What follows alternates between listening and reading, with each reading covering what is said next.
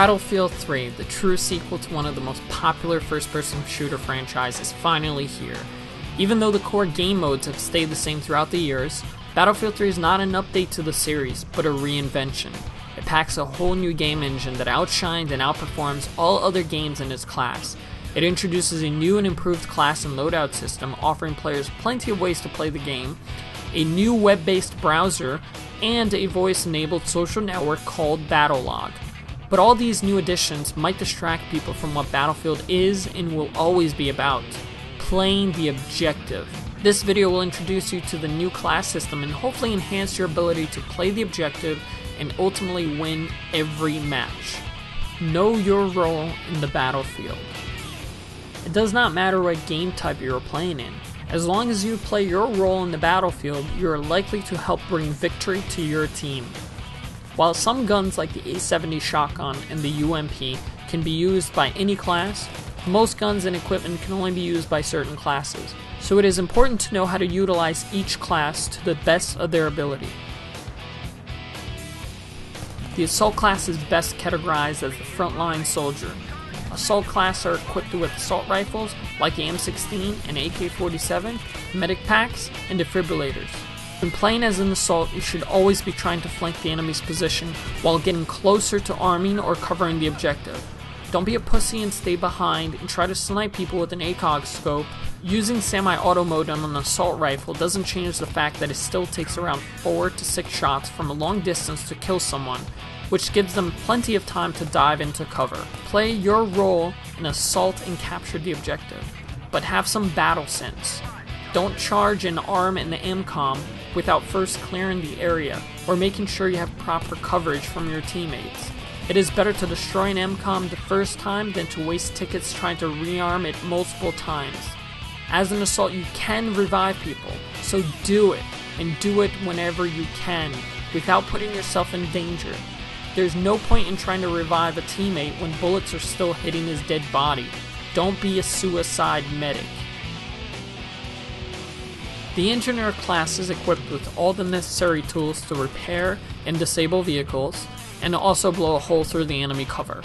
Their primary weapons are compact assault rifles like the M4 and AKS-74U, which are deadly at close range but complete junk from long range. So again, don't think you can effectively snipe just because you can attach an ACOG scope and shoot in semi-auto.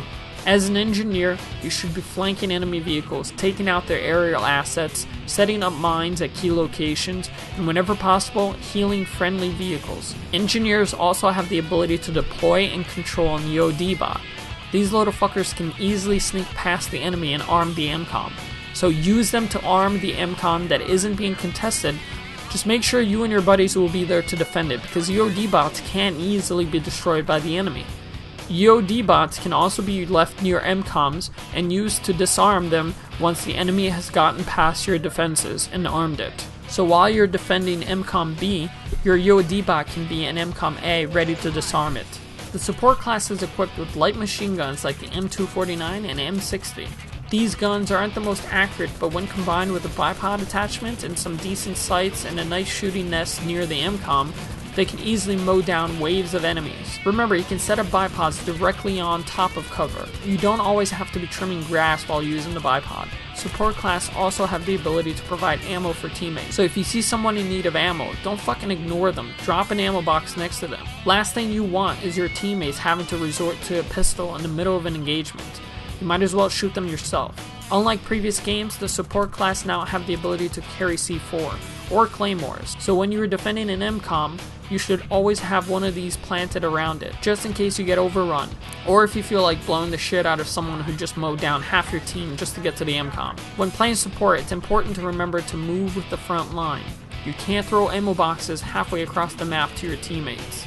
The Recon class in Battlefield 3 can contribute a lot more to the battle than just sniper cover. Recon players now have the ability to set up mobile spawn points for their squad mates in the form of a radio beacon. This radio beacon does emit a very noticeable sound, so hide it well, especially since your squad mates will be spawning directly on it. Don't be a bushwookie. Most Bad Company 2 players will agree that snipers rarely contributed anything to capturing objectives. In Battlefield 3, 6 times and up scopes will give off a very noticeable glare that is sure to be a bullet magnet. The Recon class can make or break a team's chance at success. It is very important that each squad has a well-placed mobile spawn near the objective. Being able to quickly spawn into the heat of battle will keep pressure on either the attacking or defensive forces, so it makes it harder for them to advance. Battlefield 3 has a host of general weapons that any class can use. Guns like the UMP are very useful if you want to play an aggressive recon without having to be a god at quickscoping. So there should be no excuse if you're playing a recon and your teammates are spawning back at the home base. Battlefield 3 isn't your typical mindless shooter. It takes skills and teamwork to win every match. That one player with a ridiculous kill to death ratio isn't going to win the match for the entire team.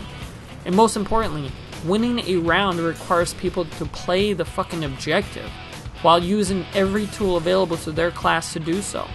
Thank you for watching. Please feel free to leave a comment and give this video a like if you have found some of this information useful. I'll see you all on the battlefield.